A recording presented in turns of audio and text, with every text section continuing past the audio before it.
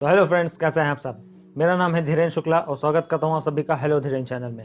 आज की क्लास में हम देखेंगे कि पाइथन को कैसे और कहां से डाउनलोड करना है और कैसे उसे इंस्टॉल करना है अपने पीसी में। तो ज़्यादा देर न करते हुए चलिए शुरू करते हैं।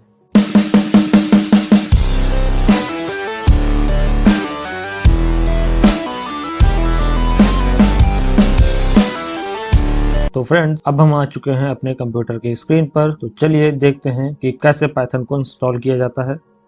सबसे पहले हम चलेंगे अपने ब्राउजर पर। आपके कंप्यूटर में जो भी ब्राउजर पड़ा हो, माइक्रोसॉफ्ट एज, मोजिला फायरफॉक्स या गूगल क्रोम, आप उसे ओपन कर लीजिए। जैसे मेरे पास ये क्रोम ब्राउजर पड़ा हुआ है तो मैं इसे ओपन कर लेता हूँ। क्रोम ब्राउजर ओपन करने के बाद हमें आना है अपने यूआरएल में। यहाँ पर हमें लिखना है पाइथन डाउनलोड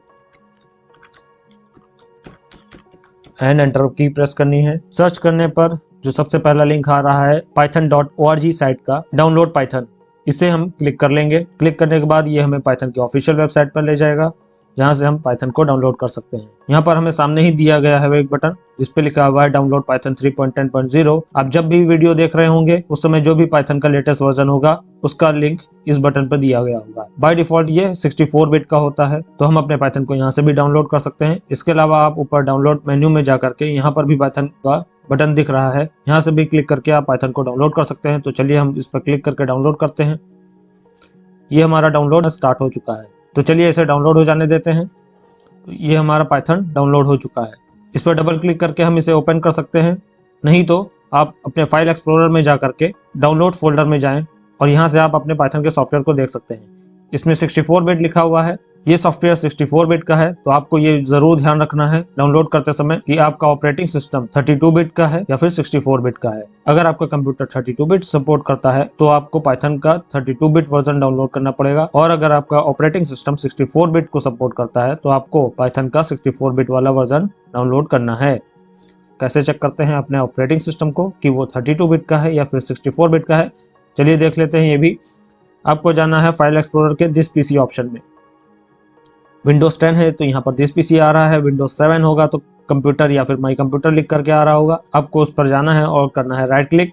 राइट क्लिक करने के बाद लास्ट में आता है प्रॉपर्टीज का ऑप्शन। प्रॉपर्टीज ऑप्शन पर क्लिक करेंगे तो यहाँ पर हमें सिस्टम टाइप के अंदर दिख रहा है 64 bit operating system and 64 bit processor. तो दैट मीन्स हमारा ऑपरेटिंग सिस्टम 64 बिट को सपोर्ट करता है, तो हमें 64 बिट का ही पाइथन का सॉफ्टवेयर डाउनलोड करना होगा। अब आते हैं अपने सॉफ्टवेयर के ऊपर। तो हमें अपने सॉफ्टवेयर को इंस्टॉल करना है, तो अपने पाइथन के सॉफ्टवेयर को इंस्टॉल करने के लिए हमें इस पर डबल क्लिक करना होगा। डबल क्लिक करने के बाद आपके सामने ये पॉपअप विंडो आएगी। इसमें विंडोज पाइथन को इंस्टॉल करने की परमिशन मांग रहा है कि आप रन करने देना चाहते हैं या नहीं। तो हमें करना है रन बटन पर क्लिक। क्लिक करने के बाद पाइथन की सबसे पहले ये विंडो आएगी आपके सामने। तो हमें ये ध्यान रखना है कि पाइथन 3 एंड उससे अबव जितने भी वर्जन आए हैं, जैसे कि ये हमारा 3.10.0 है, तो उसमें नीचे दो चेक बॉक्सेस आते हैं। Install launcher for all users, by default ये चेक आता है, and add Python 3.10 to path. तो हमें दूसरा वाला चेक बॉक्स भी चेक कर लेना है। जब हमारे दोनों चेक बॉक्सेस चेक होंगे तब जाकर के हमें करना है इंस्टॉल नाउ पर क्लिक। तो चलिए इंस्टॉल नाउ पर क्लिक करते हैं। हमारा पाइथन का सॉफ्टवेयर इंस्टॉल होना स्टार्ट हो चुका है। आपके कंप्यूटर की स्पीड के अकॉर्डिंग ये टाइम लगाएगा, तो चलिए इसे इंस्टॉल हो जाने देते हैं। तो हमारा पाइथन का सॉफ्टवेयर लगभग इंस्टॉल हो ही चुका है,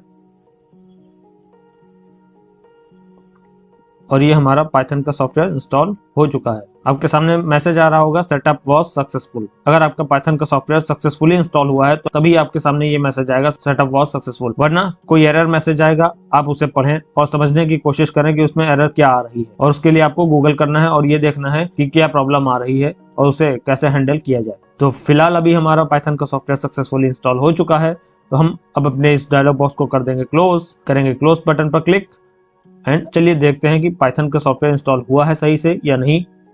जाएंगे स्टार्ट बटन पर, और स्टार्ट बटन में आकर के अपने मेन्यू के अंदर चेक करना है कि पाइथन सक्सेसफुली इंस्टॉल हुआ है कि नहीं। चलिए देखते हैं, ये रहा पाइथन 3.10। क्लिक करेंगे इस पर तो हमारे पास 4 ऑप्शंस अंदर दिख रहे हैं, ideally, Python 3.10, Python 3.10 manuals and module. तो हमें ओपन करना है आइडियली। आइडियली पाइथन के सॉफ्टवेयर के द्वारा प्रोवाइड किया जाने वाला एक छोटा सा टेक्स्ट एडिटर होता है, जहां पर हम पाइथन के छोटे मोटे कोड्स और सिंटैक्सेस को रन करके देख सकते हैं। ये बड़ी बड़ी फाइल्स और प्रोग्राम्स के लिए सुटेबल नहीं होता है, बट हम नॉर्मली इसमें कोड को अपने चेक करके देख सकते हैं। चलिए इस पर डबल क्लिक करके ओपन करते हैं और देखते हैं कि पाइथन का सॉफ्टवेयर सही से वर्क कर रहा है या नहीं। क्लिक करने पर ये हमारा आइडियली ओपन हो चुका है नीचे। इसे ओपन कर लेते हैं। बाय डिफॉल्ट इसकी विंडो व्हाइट कलर की आती है। अब हम यहाँ पर पाइथन का सिंटैक्स लिख करके चेक कर सकते हैं। तो चलिए पाइथन का एक छोटा सा स्टेटमेंट लिखते हैं, प्रिंट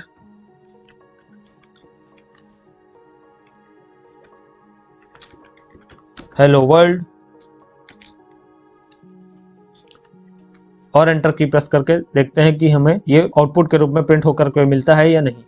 जैसा कि हम देख सकते हैं कि हेलो वर्ल्ड प्रिंट होकर के आ चुका है। दैट मीन्स हमारा पाइथन का सॉफ्टवेयर सही सही वर्क कर रहा है। तो चलिए अब ये भी देख लेते हैं कि हम इस पर कोड कैसे करेंगे। बाय डिफॉल्ट मैंने आपको बताया कि आइडियली पर आप पाइथन के कोड को रन करके देख सकते हैं, लेकिन ये बहुत ज्यादा सुटेबल नहीं होता है बड़े बड़े प्रोग्राम्स के लिए, क्योंकि यहाँ पर परमानेंटली सेव नहीं होता है डेटा। बट आइडियली शेल जो होता है वो पाइथन का खुद का एडिटर होता है। अगर पाइथन के सॉफ्टवेयर को इन केस फ्यूचर में हमें डिलीट करना पड़ता है तो इसके साथ साथ आइडियली भी डिलीट हो जाएगा। इसलिए हम अपना पाइथन का जो भी कोड करेंगे वो अपनी एक्सटर्नल फाइल बना करके अलग से रखेंगे और उसमें करेंगे। तो हम अपनी आइडियली को करते हैं क्लोज। और नॉर्मली मैं पाइथन के कोड को रन करने के लिए cmd का भी इस्तेमाल कर सकता हूँ। जैसे कि यहाँ पर सर्च बॉक्स में आना है और आपको लिखना है cmd। आपकी कमांड प्रॉम्प्ट की विंडो ओपन हो जाएगी। आप इसे ओपन पर क्लिक करेंगे और आपकी कमांड प्रॉम्प्ट का विंडो ओपन हो चुका है। मैं इसका फॉन्ट साइज थोड़ा सा बड़ा कर देता हूं ताकि आप लोगों को सही से दिखे और समझ में आए।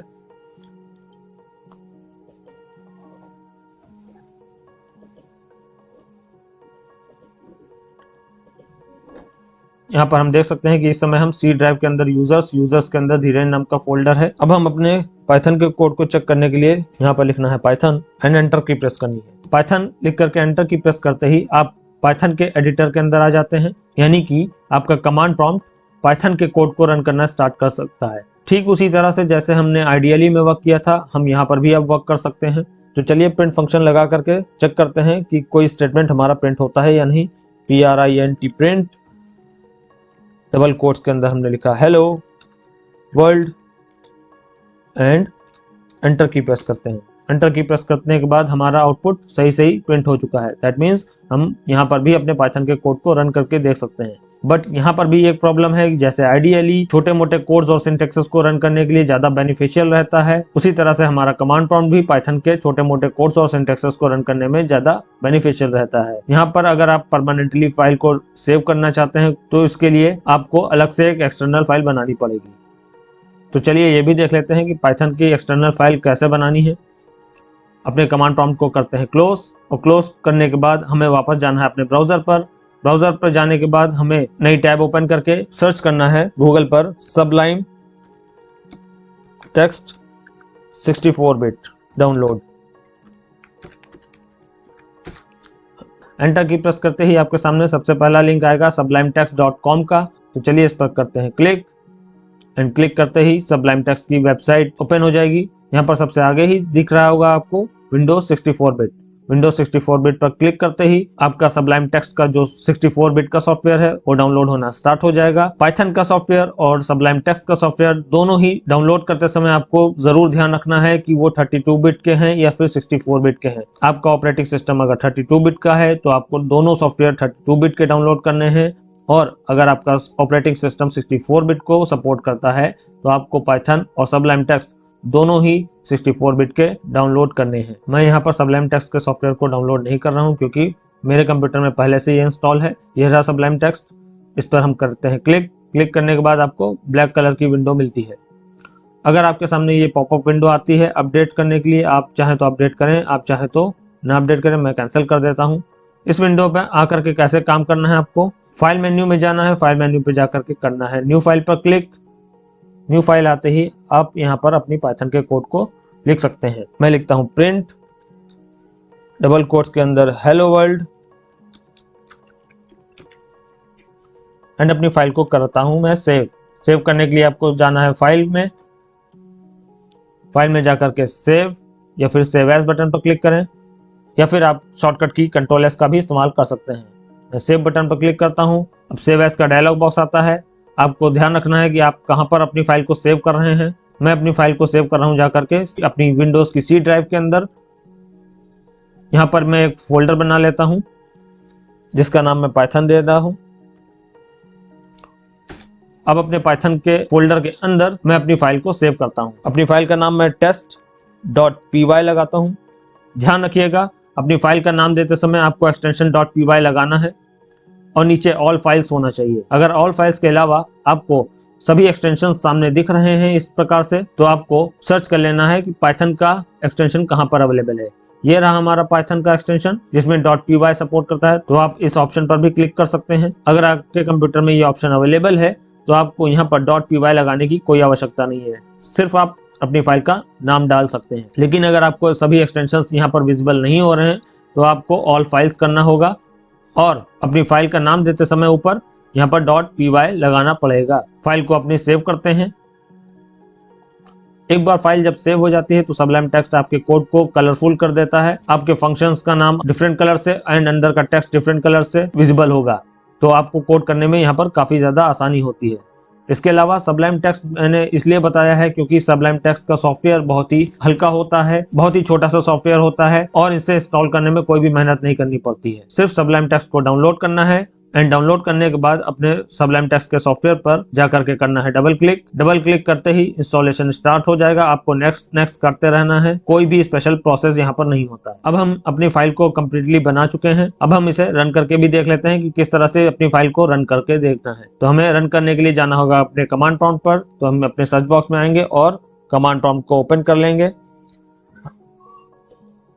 कमांड प्रॉम्प्ट को ओपन करने के बाद हमें अपने फोल्डर में जाना है जहां पर हमने अपनी फाइल को सेव कर रखा था। अभी बाय डिफॉल्ट हम अपने सी ड्राइव के अंदर यूजर्स फोल्डर के अंदर धीरेन नाम का फोल्डर है, इसके अंदर हम हैं।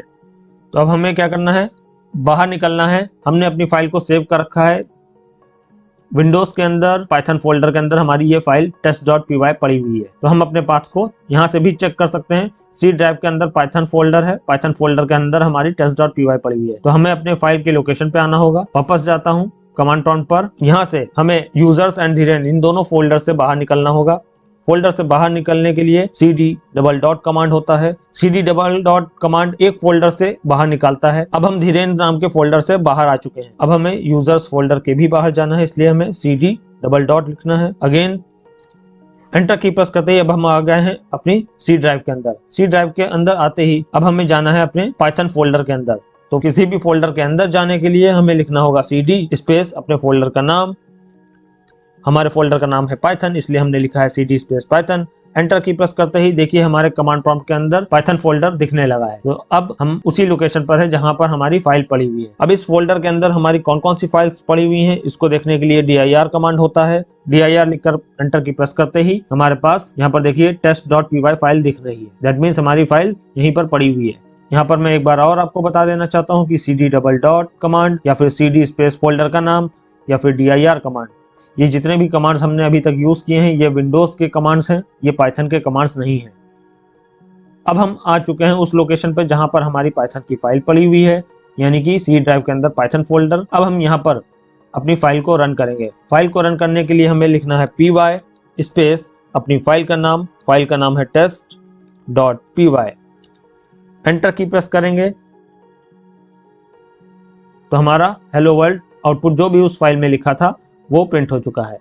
तो इस तरीके से आप अपनी एक्सटर्नल फाइल बनाएं तो ज्यादा सुटेबल रहेगा, क्योंकि आपकी एक्सटर्नल फाइल जो भी आप यहाँ पर बनाओगे और सेव करोगे वो परमानेंटली आपके कंप्यूटर में सेव रहेगी। आपको अगेन अगर इस फाइल के अंदर काम करना है तो आप दोबारा भी काम कर सकते हैं। तो आज हमने देखा कि हमने कैसे पाइथन के सॉफ्टवेयर को इंस्टॉल करना है, कैसे उसे चेक करना है कि वो ठीक से वर्क कर रहा है या नहीं। उसके बाद हमने देखा कि सबलाइम टेक्स्ट जो कि एक छोटा सा टेक्स्ट एडिटर सॉफ्टवेयर होता है उसे कैसे इंस्टॉल करना है और पाइथन की पहली फाइल कैसे बना करके देखनी है। एक बार मैं दोबारा रिपीट कर देना चाहता हूं कि सबसे पहले हम अपने पाइथन के कोड को रन करने के लिए अपने पाइथन के सॉफ्टवेयर में जा करके IDLE को ओपन कर सकते हैं।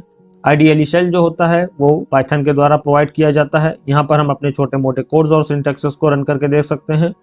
इसके अलावा हम अपने कमांड प्रॉम्प्ट यानी कि CMD में जाकर के भी अपने पाइथन के कोड को रन कर सकते हैं। CMD से पाइथन के कोड को रन करने के लिए हमें यहाँ पर लिखना है पाइथन एंड सिर्फ नॉर्मली एंटर की प्रेस कर देनी है और हम आ जाते हैं उसी तरीके से पाइथन के कोड के अंदर जैसे हमें IDLE में मिल रहा था। अब यहाँ पर भी हम पाइथन के कोड्स को रन कर सकते हैं। अब क्योंकि हम यहाँ पर पाइथन के कोड को रन कर सकते हैं, पाइथन के अंदर आ चुके हैं और यहाँ से वापस बाहर जाने के लिए हमें लिखना होता है यहाँ पर एग्जिट एक फंक्शन है इसलिए इसमें पैरेंथेसिस लगाने पड़ते हैं। एंटर की प्रेस करेंगे। अब हम वापस विंडोज में आ चुके हैं। ये था हमारा दूसरा तरीका पाइथन के कोड को रन करने का। और तीसरा, हमने अपने सबलाइम टेक्स्ट एडिटर के अंदर फाइल के अंदर जाकर के न्यू फाइल बनाई। न्यू फाइल बनाने के बाद उसे सेव किया। सेव करते समय आपको ये ध्यान रखना है कि आपकी फाइल किस लोकेशन पर सेव हो रही है। और अपनी फाइल की लोकेशन आपको इसलिए याद रखनी है क्योंकि जब आप रन करेंगे अपनी फाइल को तो आपको जाना होगा कमांड प्रॉम्प्ट में, और कमांड प्रॉम्प्ट में जाकर के उस लोकेशन को ओपन करना है जहां अपनी पाइथन की फाइल को सेव करके रखा हुआ है, और उसी लोकेशन पर जाकर के अपनी पाइथन की फाइल को रन करना होगा। इसलिए आपको लोकेशन जरूर ध्यान रखनी है। उम्मीद करता हूं आज की क्लास आपको अच्छे से समझ में आई होगी। अगर आप लोगों को अभी भी कुछ समझ में नहीं आया है या किसी भी प्रकार का कोई क्वेश्चन है तो आप कमेंट सेक्शन में कमेंट करके मुझे जरूर बताएं। मैं पूरी कोशिश करूंगा आप सभी के सवालों का जवाब देने की। वीडियो अगर पसंद आई हो तो लाइक एंड शेयर करना ना भूलें। चैनल पर नए हो तो चैनल को जरूर सब्सक्राइब करें। अपना ढेर सारा ख्याल रखिए। जल्दी मिलते हैं नेक्स्ट वीडियो में। तब तक के लिए थैंक यू।